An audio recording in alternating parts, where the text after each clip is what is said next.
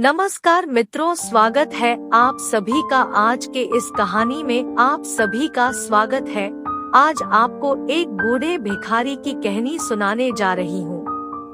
आप इस कहानी को सुनकर आप भी मोटिवेट हो जाएंगे। इससे आपको बहुत कुछ सीखने के लिए मिलेगा, तो आप इस वीडियो को पूरा जरूर देखिएगा। हम आप सभी के बीच ऐसे ही वीडियो को रोज शाम के 7 बजे लेकर आता हूं, तो इस चैनल को सब्सक्राइब करके घंटा बटन को जरूर प्रेस कीजिएगा। चलिए सुनते हैं कहानी।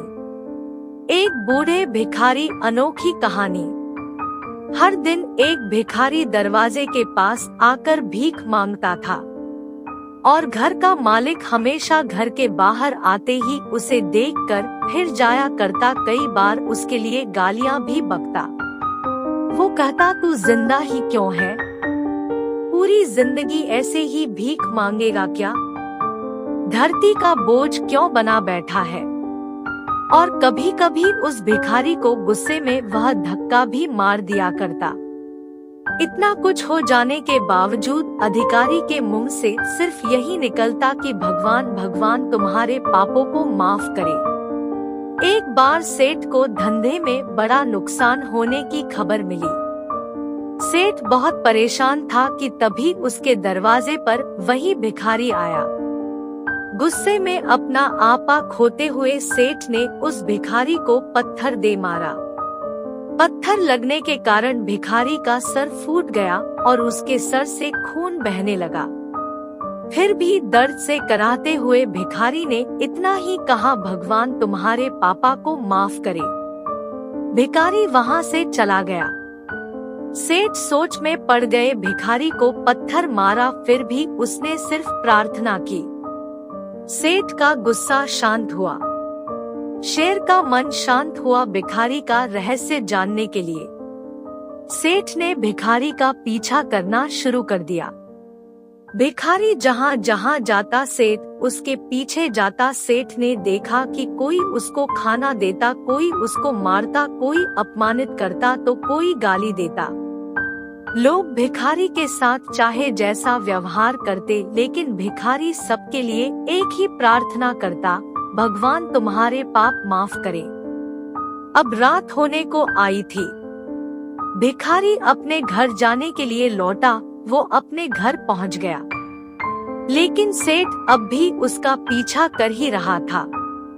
एक पुरानी टूटी हुई खटिया पर एक बूढ़ी औरत लेटी हुई थी। काफी कमजोर और बीमार लग रही थी। वह भिखारी की पत्नी थी। अपने पति को वापस आता देख वह खाट से उठ खड़ी हुई। पत्नी ने अपने पति के भीख वाले कटोरे में देखा, उसमें सिर्फ आधी बासी रोटी थी। उसे देखकर वह बोली, आज बस इतना ही मिला? और हाँ, आपके सिर से खून निकल रहा है, ये चोट कैसे लगी? बूढ़ा भिखारी बोला, आज बस इतना ही मिला, किसी ने कुछ दिया ही नहीं। सबने गालियां दी और एक नए पत्थर भी फेंकना, इसीलिए मेरा सर फट गया। एक गहरी ठंडी सांस लेकर बूढ़ा भिखारी फिर से बोला, यह मेरे ही पापों का फल है। तुम्हें याद है कुछ सालों पहले हम कितने अमीर थे? क्या कुछ नहीं था हमारे पास?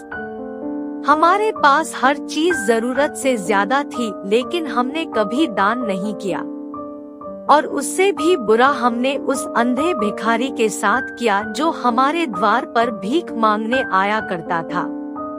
बूढ़ी पत्नी की आंखों में आंसू आ गए। वह बोली, हाँ, हम उस बेचारे अंधे के साथ बहुत बुरा करते थे, उसका अपमान करते थे, उसे खाने के लिए रोटी की जगह कागज दिया करते, उसका मजाक उड़ाया करते और कभी कभी मारा भी करते। मैंने कभी उसको रास्ता नहीं दिखाए। एक बार मैंने उसके मुंह पर मिट्टी भी फेंकी थी और वह हमेशा दुखी होकर यही कहता कि भगवान तुम्हें तुम्हारे किए की सजा देगा, भगवान तुम्हारे पापों की सजा जरूर देगा। उसका श्राप सच हुआ और हम इस दुख भरी जिंदगी में आ गए। भिखारी बोला, हाँ, उसका श्राप सच हुआ, इसलिए मैं किसी को बद्दुआ नहीं देता। चाहे कोई मेरे साथ कैसा भी बर्ताव करे, मैं हमेशा उसके लिए प्रार्थना करता हूँ। मैं नहीं चाहता कि कोई भी हमारे जैसे जिंदगी का अनुभव करे, किसी को भी हमारे जैसे दुखों का सामना करना पड़े। वो नहीं जानते कि वह कितना बड़ा पाप कर रहे हैं, इसलिए अनजाने में हुए पाप की ऐसी सजा किसी को भी मिले मैं नहीं चाहता। सेठ वहीं पर छुपकर यह सारी बातें सुन रहा था। अब उसे सब कुछ समझ में आ गया था। भिखारी और उसकी पत्नी ने वह आधी रोटी मिल बांटकर खाएं और भगवान को धन्यवाद बोलकर सो गए। अगले दिन बड़ा भिखारी फिर से भीख मांगने गया। सेठ के घर के पास जाते हैं। सेठ ने पहले से गरम रोटी या उसके लिए निकाल कर रखी थी। उसे देते हुए सेठ विनम्रता से बोला, माफ कर दीजिए बाबा, उसे बहुत बड़ी गलती हो गई। बूढ़ा भिखारी बोला, भगवान तेरा भला करे। इतना कहकर वह आगे निकल गया। इस कहानी से जो सीख लेने लायक है वह बड़ी ही सिंपल है कि आदमी चाहे किसी के बारे में बुरा कहे या भला करे, लेकिन भगवान सिर्फ कर्म के हिसाब से उसको फल देता है। क्या हुआ अगर भगवान नहीं दिखता है, लेकिन यह बात बिल्कुल सच है, उसके खाते में सबका हिसाब बहुत बहुत पक्का होता है। इसलिए जब किसी के लिए कुछ भी करो तो अच्छा ही करो। यह कहानी सचमुच ही एक बड़ी महत्वपूर्ण सीख देती है कि हमें दूसरों के साथ भलाई और समझदारी से व्यवहार करना चाहिए। हमारे कर्मों का फल हमें जरूर मिलता है, लेकिन हमें दूसरों के साथ दया, सहानुभूति और समझदारी से पेश आना चाहिए। किसी के साथ अनुचित व्यवहार करने से हम उनके दुखों का कारण बन सकते हैं, जिससे हमारे अपने कर्मों का भी असर पड़ सकता है।